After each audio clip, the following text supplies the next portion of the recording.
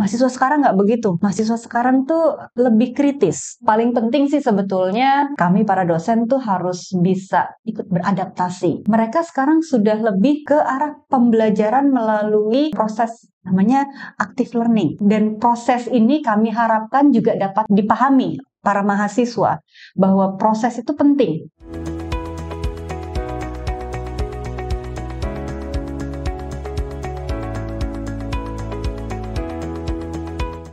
Good day Avenuers, welcome back to Avenue Podcast Projection, Project Management in Online Network. Apa kabar Avenuers semua? Semoga di tengah cuaca yang sering gerimis pagi-pagi, semoga tetap semangat menjalani hari-harinya ya Avenuers. Avenuers, di episode kita kali ini sudah ditemani nih di samping saya seorang narasumber yang cantik, yang ahli di bidangnya. Beliau adalah wanita termuda yang terpilih menjadi Ketua Departemen Teknik Sipil Universitas Indonesia. Beliau adalah Mbak Ayomi. Halo, selamat pagi Mbak Ayomi. Pagi Mbak Dani. Apa kabar Mbak Ayomi? Alhamdulillah. Sehat. Mbak Ayomi, terima kasih banyak. Suatu kehormatan bagi kami Mbak Ayomi berkenan untuk sharing bersama teman-teman Avenue. Nah, Mbak Ayomi, berbicara tentang posisi Mbak Ayomi nih sekarang sebagai Ketua Departemen Teknik Sipil di Universitas Indonesia. Sebetulnya apa Mbak tantangan Mbak Ayomi sebagai Ketua Departemen Teknik Sipil dalam menghadapi atau dalam melit berbagai generasi Mbak? Misalnya ke dosen yang muda, kemudian dosen menengah maupun dosen senior Mbak Ayomi. Oh iya nih, memang tantangannya luar biasa. Karena di departemen kami, ini para senior, biasanya para guru besar ya, kawan-kawan ini memang usianya sudah sangat senior, tentu saja pengalaman beliau-beliau ini luar biasa. Namun kami juga ada yang masih muda-muda dan bersemangat. Nah ini tantangannya kadang-kadang memperlihatkan karena dosen muda, semangatnya tinggi, kecepatan untuk dalam menghadapi sesuatu itu masih lebih cepat yang para junior. Dan satu hal yang saya perhatikan nih, karena juga sebenarnya di luar sana, yang namanya IT itu kan sudah sangat cepat sekali ya, berkembangnya. Adanya IT disruption ini nih, menghubungkan antara yang senior dengan yang junior itu menjadi sebuah tantangan yang berbeda. Pertama, kalau senior-senior kan barangkali sudah nyaman dengan gaya atau style beliau dalam melakukan pengajaran. Nah, tantangan yang sekarang terjadi, ini terlihat jelas ketika kemarin kita pandemi, ada online, dan kami mendadak juga harus merubah sistem, benar, mengubah cara mengajar. Nah, untuk para juniors, ini Avenuers nih ya, dosen-dosen yang junior itu langsung online dan lain sebagainya, mereka sudah siap. Tapi untuk yang para dosen-dosen senior ini memang perlu ada pendampingan supaya mereka juga tetap bisa eksis di dunia IT yang luar biasa bergerak. Artinya di sini kami nih berusaha juga untuk bisa menjembatani antara yang senior dengan yang junior dalam hal IT. Gitu. Makanya nggak pernah sendirian, selalu berdua. Pertama, junior belajar yang senior. Yang kedua, yang junior juga melayani atau membantu yang senior untuk dalam hal IT ini. Berarti ada kesinergisan di sana ya Mbak Ayomi ya? Betul. Artinya sinergi ini juga sudah menjadi hal yang memang harus kita bawa dalam keseharian kita. Gitu Mbak. Nah, dari tantangan tersebut Mbak Ayomi, bagaimana cara Mbak Ayomi tadi juga sudah sempat menyebutkan bahwa salah satu tugasnya adalah untuk menjembatani antar generasi dosen muda dan dosen senior tadi. Nah, bagaimana cara Mbak Ayomi dengan leadership seperti apa yang Mbak Ayomi bawa atau yang Mbak Ayomi perankan untuk tantangan-tantangan di atas Mbak Ayomi? Wah, nih kalau membahas masalah leadership, kan kita tahu ada beberapa tipe karakter dari leadership ya. Tapi rasa-rasanya yang paling cocok mungkin akan saya bawakan lebih ke servant leadership. Artinya saya ya melayani. Karena yang saya layani ini bukan hanya dosen, tapi juga mahasiswa. Bahkan juga perlu kadang-kadang melayani orang tua mahasiswa. Juga perlu memberikan pelayanan juga dengan para petinggi yang terdekat di kami kalau departemen tuh di fakultas gitu. Bukan hal yang mudah memberikan pelayanan dosen senior ya. Kita tahulah ya, kita tidak akan bisa membahagiakan semua pihak, tapi dengan adanya pelayanan yang baik, kami mencoba untuk memberikan kemudahan-kemudahan untuk para senior dan junior ini. Mudah-mudahan kami semua bisa hidup berdampingan dengan tenang.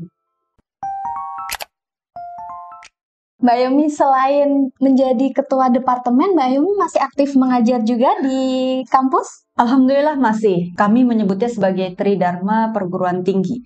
Mengajar, meneliti, memberikan pengabdian kepada masyarakat juga. Ya, walaupun mungkin porsinya tidak terlalu banyak, tapi tetap itu semua masih harus dilakukan nih, Mbak. Ngajar, masih ada beberapa SKS lah ya. Kemudian penelitian wajib. Karena penelitian ini mau tidak mau, ini yang menjadi salah satu kendaraan bagi dosen untuk bisa memahami apa sih sebetulnya yang terjadi di dunia luar sana gitu melalui penelitian-penelitian kita. Dan tentu saja pengabdian masyarakat walaupun porsinya mungkin sangat jauh lebih kecil gitu ya, karena jadi ketua departemen juga mengabdi sebetulnya. Tapi di sini kami mencoba masih tetap memberikan kegiatan-kegiatan yang berhubungan dengan masyarakat luar. Begitu, Mbak. Nah, sebagai tadi Mbak Ayomi masih aktif Tridharma, menjadi ketua departemen dan juga mengajar. Sebagai edukator, bagaimana sih Mbak Ayomi dalam menyikapi apa saja yang perlu disikapi dari karakteristik generasi zaman now, Mbak Ayomi? Wah, ini saya udah beberapa tahun mengajar. Dan saya juga memperhatikan memang ada pergeseran dari mahasiswa. Dulu saya sebagai mahasiswa, kemudian saya mulai pertama kali mengajar sampai sekarang. Ini sudah berapa kali perubahan ya, Mbak? Memang sekarang ini terlihat signifikan perbedaannya, karena nih teman-teman yang sekarang ini nih memang wah luar biasa. Aktif dalam artian begini, kalau dulu kami sebagai mahasiswa itu kan para pengajar, oh ya dulu dosennya ngomong ini ya udah kita ikuti gitu. Mahasiswa sekarang nggak begitu. Mahasiswa sekarang tuh lebih kritis. Karena mahasiswa yang sekarang lebih kritis, artinya kami sebagai dosen pun juga harus pintar-pintar nih menyikapi keadaan mahasiswa sekarang. Yang paling penting sih sebetulnya kami para dosen tuh harus bisa ikut beradaptasi proses pembelajaran. Yang tadinya sebetulnya dulu kan mungkin kawan-kawan merasakan, oh kalau dosen tuh selalu ngajar di depan gitu ya, sebagai guru, teacher gitu ya. Sekarang itu sudah mulai sedikit bergeser juga kawan-kawan. Mereka sekarang sudah lebih ke arah pembelajaran melalui proses namanya active learning. Jadi mahasiswa yang ikut aktif. Nah, mengatasi tadi mahasiswa kritis tadi bisa diatasi dengan metode pembelajaran seperti itu. Jadi nggak usah khawatir. Jadi bisa antar mahasiswa juga saling mengeluarkan argumen masing-masing ya, Betul Mbak Ayomi, ya, untuk mewadahi itu. Betul. Jadi kritisnya bukan hanya kritis bertanya kepada dosen, bahkan mereka sendiri juga bisa kritis di antara mereka sendiri. Jadi peer-nya mereka tuh jalan. Ya, kami cobalah buat grup-grup kecil dalam proses pembelajaran. Diharapkan mereka juga lebih terbuka, kan biasanya kalau ke sesama generasi yang sama gitu ya, mereka lebih bisa bertanya, nggak malu untuk bertanya, dibandingkan mereka mungkin bertanya langsung ke dosennya. Kalau zaman dulu itu ya, mungkin mahasiswa yang kritis hanya 1-2. Sekarang tidak, hampir sebagian besar mahasiswa itu memang sudah berpikir kritis. Dan ketika mereka bisa menyampaikan aspirasi mereka ke teman-temannya sendiri, gitu ya, ini akan lebih memudahkan mereka untuk belajar. Nah, berarti kalau boleh saya simpulkan nih Mbak Ayomi, salah satu cara untuk menyikapinya adalah dalam pembelajaran sebagai dosen juga harus mengikuti dan beradaptasi bagaimana agar bisa menampung aspirasi atau kekritisan dari mahasiswa-mahasiswa tadi ya Mbak Ayomi. Iya. Nah, Mbak Ayomi tadi, Mbak Ayomi cerita nih selama Mbak Ayomi dulu kuliah, kemudian sudah beberapa tahun mengajar dan menjadi dosen, sudah banyak sekali perubahan atau perbedaan. Nah, menurut Mbak Ayomi nih, bagaimana cara menyiapkan mahasiswa di masa depan, di mana eranya sudah fast changing, kemudian di era serba instan dan juga digital transformation berdasarkan pengalaman yang sudah Mbak Ayomi alami selama ini? Jujur, ini memang akan terkait lagi dengan tantangan tadi yang nomor satu, masalah IT. Bahwa IT ini tidak akan mungkin bisa kita lawan. Makanya kita harus ikuti arus ke arah sana. Dan artinya dosennya juga harus mampu menerima adanya perubahan ini. Alhamdulillah, memang di kami kurikulumnya itu sudah berbasis outcome, jadi outcome based education gitu ya. Dan salah satunya outcome based ini kan punya expected learning outcome. Outcome yang diminta baik di teknik sipil ataupun mungkin di teknik lingkungan itu kami punya beberapa capaian, ada belasan lah. Nah, untuk itu dengan adanya outcome base ini, proses pembelajaran itu sudah bukan dinilai di akhir ujian saja. Tapi karena kami sudah mulai menilai dari prosesnya, dan proses ini kami harapkan juga dapat dipahami para mahasiswa bahwa proses itu penting. Sehingga walaupun adanya perubahan yang cepat, IT yang cepat, dan lain sebagainya, mahasiswa bisa merasakan bahwa proses pembelajaran mereka di kuliah ataupun mungkin di lapangan itu menjadi penting. Begitu, Mbak. Nah, Mbak Ayomi, dari yang tadi kita sudah bicara tantangan, kemudian pandangan Mbak Ayomi ke depannya terkait generasi zaman now. Nah, lalu skill apa Mbak yang dibutuhkan oleh mahasiswa agar ketika lulus nih menjadi generasi atau sarjana yang plus-plus, artinya memiliki skill dan lain-lain, sehingga mereka siap untuk menghadapi masa depan, bukan hanya sekedar mendapatkan predikat lulus saja, Mbak Ayomi. Penting itu, skill. Kami punya banyak yang tadi saya sebutkan, learning outcome.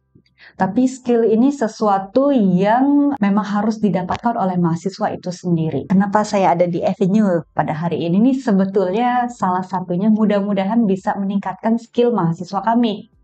Karena dengan adanya kerjasama dengan Avenue, kemudian juga kerjasama dengan Project Management Institute Chapter Indonesia, kami berharap lulusan kami lulus dari teknik sipil, lulus dari teknik lingkungan, bukan hanya sekedar membawa ijazah, tapi juga membawa sertifikasi keprofesian di bidang project management. Ini penting karena sertifikasi ini menjadi salah satu hal yang berharga bagi mereka. Karena prosesnya untuk bisa mendapatkan sertifikasi tersebut juga saya tahu bukan hal yang mudah. Itu mereka harus melalui proses pembelajaran gitu ya, fokus group discussion atau study group dengan teman-teman yang ada di project management. Kemudian mereka juga perlu adanya pelatihan-pelatihan gitu ya, sampai mereka mendapatkan sertifikatnya.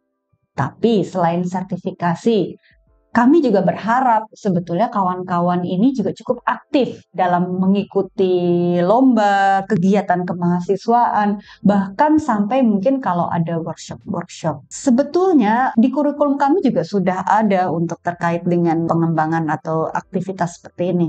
Tapi sekarang sudah mulai. Kalau dulu zaman saya itu cuma ada KP, kerja praktek. Pernah KP ya? Ya.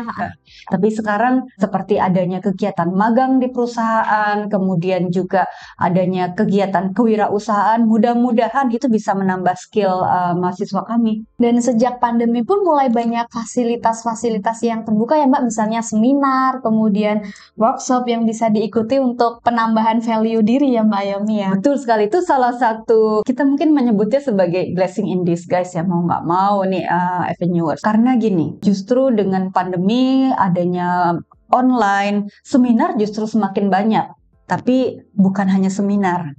Kadang mereka juga bisa bekerja, membagi waktunya itu lebih disiplin, karena tidak mudah ya. Ketika mereka kalau di kelas, kan mereka sudah pasti akan duduk di kelas. Betul. Tapi ketika online, mereka duduknya di rumah masing-masing. Disiplin mereka ini jadi luar biasa otomatis. Dengan mereka bisa mengikuti seminar secara online yang tadinya seminar-seminar itu biasanya hanya dilakukan secara offline, artinya mereka harus datang. Ini lebih terbuka lagi kesempatannya. begitu. Dan lebih mudah untuk menjangkaunya juga ya Mbak Ayomi. Betul sekali. Terima kasih banyak Mbak Ayomi atas sharingnya. Semoga menginspirasi teman-teman Avenuers yang masih duduk di bangku kuliah ataupun yang mau menyiapkan masa depannya. Semoga termotivasi dari apa yang kita diskusikan hari ini ya Mbak Ayomi. Mbak Ayomi, sebelum kita tutup boleh closing remark-nya untuk lebih memotivasi teman-teman Avenuers di luar sana. Silakan Mbak Ayomi. Teman-teman Avenuers, saya tahu di kehidupan yang sekarang yang serba teknologi ini bukan sesuatu yang sulit. Semua bisa kita temui bahkan di tangan kita. Dulu kalau kita mau makan gitu ya, kita harus berpindah tempat. Sekarang kita kalau mau makan, tidak usah berpindah tempat, makanan itu yang sudah mendatangi kita. Artinya, jangan sampai menyalahgunakan kecanggihan teknologi ini. Tapi kita manfaatkan teknologi ini untuk kebermanfaatan yang lebih baik lagi. Semoga kawan-kawan Avenuers senantiasa sehat, senantiasa berbahagia, dan juga yang tidak kalah pentingnya nih teman-teman Avenuers, kita hidup bersinergi juga dengan alam. Terima kasih nih. Terima kasih banyak Mbak Ayomi, dan juga salah satu yang kita lakukan hari ini ya Mbak, semoga juga teman-teman bisa mengambil manfaat dari apa yang kita diskusikan hari ini ya Mbak Ayomi. Terima kasih banyak Mbak Ayomi sekali lagi sudah berkenan sharing kepada teman-teman Avenuers. Terima kasih banyak. Sampai jumpa Avenuers di episode podcast projection berikutnya. Sampai jumpa. Sampai jumpa.